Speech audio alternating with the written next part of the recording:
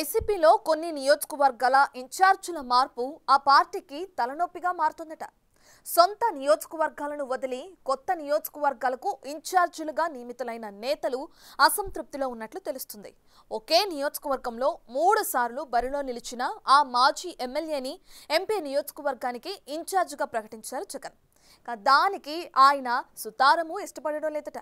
ఉమ్మడి విశాఖ జిల్లాలో జగన్ చేస్తున్న ఈ ప్రయోగాలు పార్టీకి ఎంత మేలు చేస్తాయో తెలియదు, కానీ తమ రాజకీయ భవిష్యత్తుకు నష్టం జరుగుతుందని ఆ మాజీ ఎమ్మెల్యే అసహనం వ్యక్తం చేస్తున్నారట. ఇంతకీ ఆ మాజీ ఎమ్మెల్యే ఎవరు? ఆయన్ని ఎక్కడి నుంచి ఎక్కడికి షిఫ్ట్ చేశారు?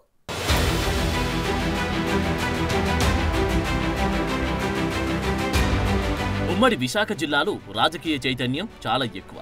ప్రస్తుతం 3 జిల్లాలుగా ముక్కలైన విశాఖ నగరంలో కానీ, మెట్ట ప్రాంతమైన అనకాపల్లి, అరకు ఏజెన్సీ జిల్లాలైన బరిలో నిలిచే నాయకులు గెలుపు ఓటములపై స్పష్టమైన టార్గెట్ ను ముందే ఫిక్స్ చేసుకుంటారు. అయితే ఏళ్ల తరబడి ఒకే నియోజకవర్గంలో సామాజికంగా, ఆర్థికంగా ఎదుగుతూ వచ్చిన నాయకులను వైసీపీ అధ్యక్షుడు జగన్ వేరే నియోజకవర్గాలకు ఇన్ఛార్జీలుగా నియమించడంతో ఇప్పుడు అసంతృప్తులు బయటపడుతున్నాయి. ముఖ్యంగా జిల్లాల విభజన తర్వాత అనకాపల్లి జిల్లాకు ఎంతో ప్రాధాన్యత పెరిగింది. అనకాపల్లి పార్లమెంటు నియోజకవర్గంలో అభివృద్ధి పెరుగుతున్న ఎన్నికల బరిలో దిగడానికి వైసీపీ తరపున మాత్రం అభ్యర్థులు వెనకడుగు వేస్తున్నారు. 2024 ఎన్నికలకు ముందు, ఎన్నికల తర్వాత నియోజకవర్గాల ఇన్ఛార్జీల మార్పు వైసీపీకి తలనొప్పిగా మారింది. అనకాపల్లి పార్లమెంటు నియోజకవర్గ బాధ్యతలు తీసుకోవడానికి ఎవరూ ముందుకు రావట్లేదు.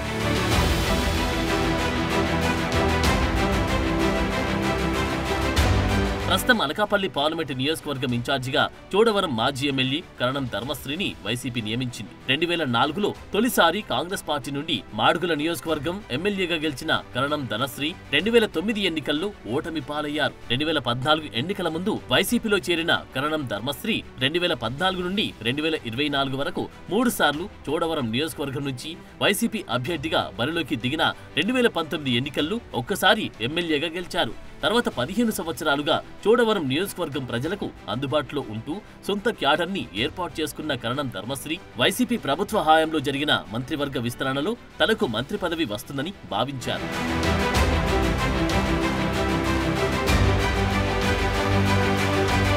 అయితే అప్పటి ముఖ్యమంత్రి జగన్ ధర్మశ్రీని విప్ పదవికే పరిమితం చేశారు. ఆయనకు జగన్ సొంత మనిషిగా పేరున్నప్పటికీ 2024 ఎన్నికల సమయంలో చోడవరం టికెట్ విషయంలో సస్పెన్స్ కొనసాగింది. అయితే రాష్ట్ర వ్యాప్తంగా పలు సెగ్మెంట్లలో సిట్టింగ్లను, అభ్యర్థులను మార్చేసిన వైసీపీ అధ్యక్షుడు చివరి నిమిషం వరకు సస్పెన్స్ కొనసాగించినప్పటికీ చోడవరం టికెట్ కరణం ధర్మశ్రీకే కేటాయించారు. సిట్టింగ్ ఎమ్మెల్యేగా బరిలోకి దిగిన కరణం ధర్మశ్రీకి ఓటమి మాత్రం తప్పలేదు.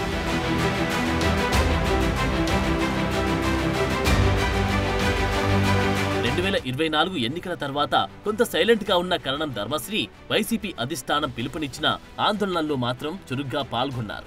2024 పార్లమెంటు ఎన్నికల్లో అనకాపల్లి పార్లమెంటు నియోజకవర్గం నుండి బరిలో నిలిచిన మాజీ మంత్రి బూడి ముత్యాల నాయుడు ఘోర పరాజయం పాలవడంతో జగన్ నియోజకవర్గాల ఇన్ఛార్జీల మార్పుల ప్రక్రియ చేపట్టారు. కరణం ధర్మశ్రీని అనకాపల్లి పార్లమెంటు నియోజకవర్గం ఇన్ఛార్జిగా నియమించారు. దాంతో ఆయన తీవ్ర అసంతృప్తితో ఉన్నారంట. పార్టీ ఎలాంటి నిర్ణయం తీసుకున్నా నో చెప్పరు అనే నమ్మకంతో కరణం ధర్మశ్రీకి జగన్ అనకాపల్లి పార్లమెంటు బాధ్యతలు అప్పగించినట్టు తెలుస్తోంది.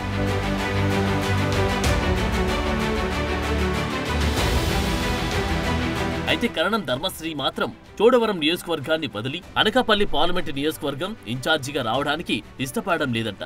అదే విషయాన్ని తన సన్నిహితుల దగ్గర స్పష్టం చేస్తున్నారంట.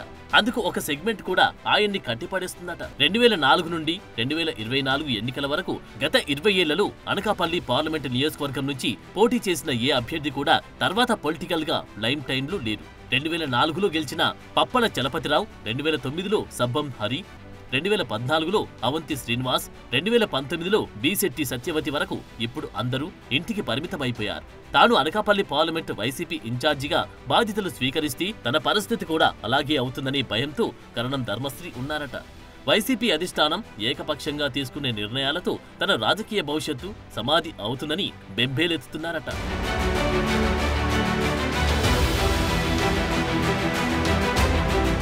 దానికి తోడు తాను 15 ఏళ్లుగా పోటీ చేస్తున్న చోడవరం అసెంబ్లీ నియోజకవర్గం ఇన్ఛార్జిగా మాజీ మంత్రి గుడివాడ అమర్నాథ్ను నియమిస్తూ వైసీపీ అధిష్టానం నిర్ణయం తీసుకోవడంతో కరణం ధర్మశ్రీ తీవ్ర అసంతృప్తిలో ఉన్నట్టు తెలుస్తోంది. 2019 ఎన్నికల్లో అనకాపల్లి నుంచి పోటీ చేసి గెలిచిన గుడివాడ అమర్నాథ్ మంత్రి అయ్యారు. 2024 ఎన్నికల్లో ముందు సీటు రాకపోయినా ఎన్నికల సీట్లు ప్రకటించే సమయంలో గాజువాక అభ్యర్థిగా బరిలో దిగిన గుడివాడ అమర్నాథ్ రాష్ట్రంలోని భారీ ఓట్ల తేడాతో ఓడిపోయారు. గాజువాక నియోజకవర్గంలో ఇక గుడివాడ అమర్నాథ్ ఆటలు సాగమని గమనించిన వైసీపీ అధిష్టానం చోడవరం నియోజకవర్గం వైపు పంపించిందని, తనకు పట్టున్న స్థానంలో అమర్నాథ్ను ఇన్ఛార్జ్ చేయడమేంటని ధర్మశ్రీ అసహనం వ్యక్తం చేస్తున్నారంట.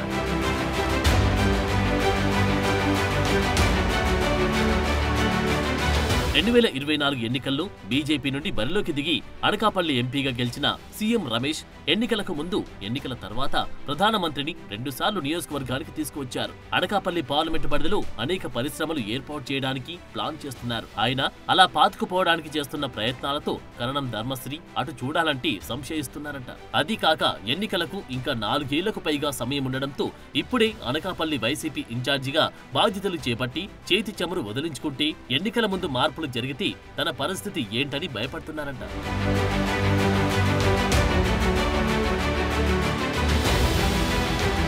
ముఖ్యంగా కేంద్రంలో అధికారంలో ఉన్న బీజేపీ ఎంపీ, ఆర్థికంగా బలమైన నాయకుడు సీఎం రమేష్ ను ఎన్నికల్లో ఎదుర్కోవడం చాలా కష్టమని భావించిన కరణం ధర్మశ్రీ అనకాపల్లి పార్లమెంటు వైసీపీ ఇన్ఛార్జిగా బాధ్యతలు స్వీకరించడానికి అయిష్టంగా ఉన్నారంట.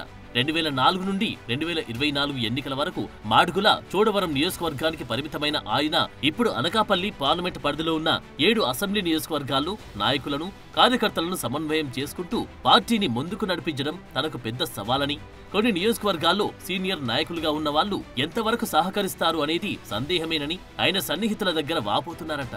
మరి ఈ విషయంలో జగన్ తన నిర్ణయం మార్చుకుంటారో లేక కరణం ధర్మశ్రీనే గత్యంతరం లేక రాజీ పడతారో చూడాలి.